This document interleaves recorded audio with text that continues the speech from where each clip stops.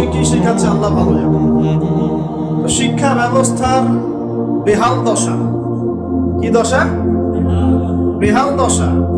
আমাদের সন্তানদের ব্যাপারে যদি আমরা সতর্ক না হই, তাহলে ওই যে নবীজি বললেন ওয়াতুল্লিমা লিগাইরিদ্দিন, ভূমিকম্প, আল্লাহর আযাব গজব আসার অন্যতম কারণ হবে ধর্ম বিবর্জিত শিক্ষা চালু করা। এবার শোনেন কি আযাব আসবে এই কাজগুলো করলে। এই কাজগুলো করলে কি আযাব আসবে একটু শোনেন, এরপরে আমি সামনের দিকে যাচ্ছি। কাজগুলো কি?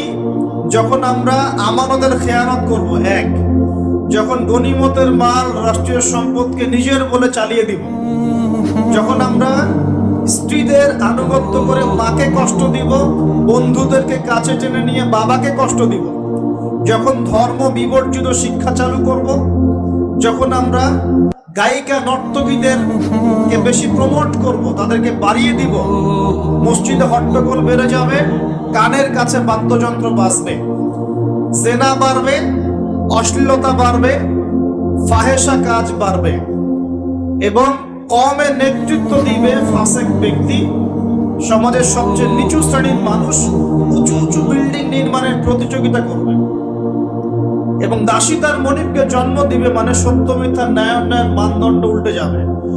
যখন এমন হবে তখন নবীজি বলছেন ফালইয়ারতাকিবু ইনদা যালিকা, তখন ধেয়ে আসবে। কি ধেয়ে আসবে? এক নাম্বার, রিহান হামরা, উত্তপ্ত, কঠিন উত্তপ্ত একটা গরম বাতাসের আযাব পৃথিবীবাসীর দিকে আসতে থাকবে। এমন আযাব কি এসেছে? গরম উত্তপ্ত বাতাস কি আসছে?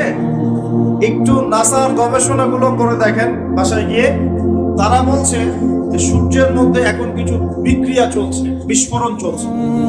এমন হতে পারে অতি শীঘ্রই পৃথিবীর দিকে উত্তপ্ত গরম বায়ুর আযাব আসা শুরু করবে। দেখেন হাদিসের সাথে এক্স্যাক্টলি মিলে গেছে। আল্লাহু আকবার। রিহান হামরা মানে গরম উত্তপ্ত বাতাস আসবে পৃথিবীতে, এবং মনে করবেন না এই বাতাস যদি গায়ে লাগে খুব কমফোর্টেবল ফিল হবে, বরং এর ফলশ্রুতিতে দেখা যাবে ফসল নষ্ট হয়ে যেতে পারে, বৃষ্টিপাত বন্ধ হয়ে যেতে পারে, খরা হতে পারে, মরুকরণ হতে পারে, আর অনেক সমস্যা হতে পারে, পানির স্তর নিচে নেমে যেতে পারে। রিহান হামরা। আরেকটা হচ্ছে দুই, ওয়াজালজালাতান, এবং ভূমিকম্প। আর নবীজি বলছেন ভূমিকম্প না, নবীজি বলছেন যে বাইনা ইয়াদাইস সাআ, কিয়ামতের আগে আগে মুজানুন শাদীদ, মহামারী ছড়িয়ে পড়বে, বড় বড় মহামারী। ওয়া বা'দাহু, আর মহামারীর পরে আসবে সানাওয়াতুজ জালাজিল, ভূমিকম্পের বছরগুলো। ভূমিকম্পের বছরগুলো। সানা মানে একটা বছর, সানাওয়াত মানে অনেকগুলো বছর, জালজালা মানে ভূমিকম্প, জালাজিল মানে ভূমিকম্প সমূহ, অর্থাৎ ভূমিকম্পের বছরগুলো আসছে পৃথিবীর সামনে। আপনারা তুরস্কের ভূমিকম্প সম্পর্কে জানেন। কিছু বিষয় আছে যেটা আমি এখনো মেলাতে পারছি না।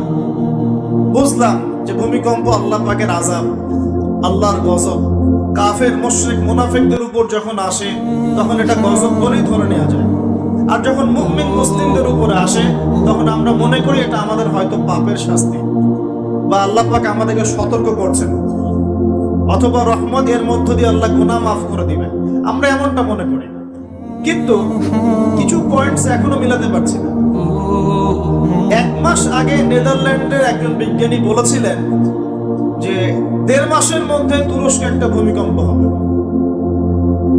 1 মাস আগে নেদারল্যান্ডের একজন বিজ্ঞানী বলেছিলেন 1.5 মাসের মধ্যে তুরস্কে একটা ভূমিকম্প হতে পারে। কিভাবে সে জানলো বা এস্টিমেট করলো এখনো মেলাতে পারি নাই। এই তুরস্ক কিন্তু আগের তুরস্কের মতো নয়। বিগত 15 থেকে 20 বছরে সে কিন্তু মাশাআল্লাহ ইসলামের কল্যাণে কাজ করার চেষ্টা করছে। আমরা জানি সে ন্যাটোর মধ্যে আছে, আমরা জানি রাশিয়ার সাথে তার একটা বন্ড আছে, আমরা জানি যে সিরিয়া ওয়ারের মধ্যে সে কিছু ভূমিকা রেখেছে। অনেক নেগেটিভ বিষয় আছে, এটা আপনি বলতে পারেন, ঠিক আছে, আমি মানি, বিকজ আমি ওয়ার্ল্ড অ্যাফেয়ার্স এর একজন ছাত্র।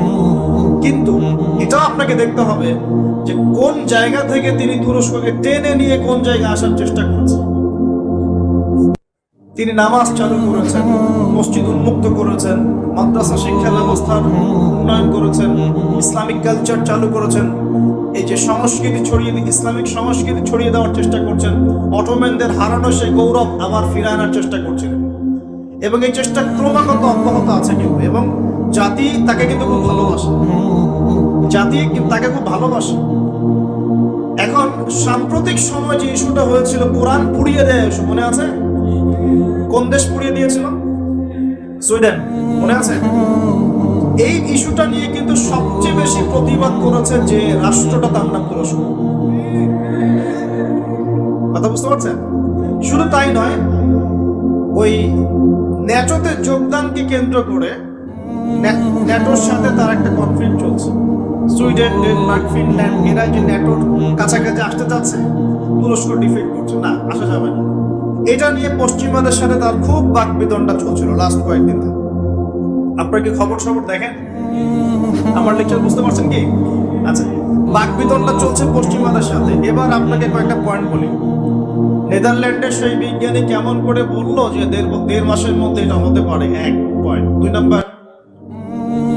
নাম্বার হচ্ছে এই কয়েকটা ইস্যুর পরে কোরআন পুড়িয়ে দেয় ইস্যু, তুরস্কের প্রতিবাদ, ন্যাটোর কনফ্লিক্ট ইত্যাদি, এই ইস্যুগুলোর মধ্য দিয়ে যখন উত্তপ্ত বাক বিনিময় হচ্ছে, তখন ব্রিটেন, জার্মানি আর ইউএসএ তারা বলে দিয়েছিল 7-10 দিন আগেই বলে দিয়েছিল আগামী 10 দিনের মধ্যে তুরস্কে একটা ভয়াবহ হামলা হতে পারে।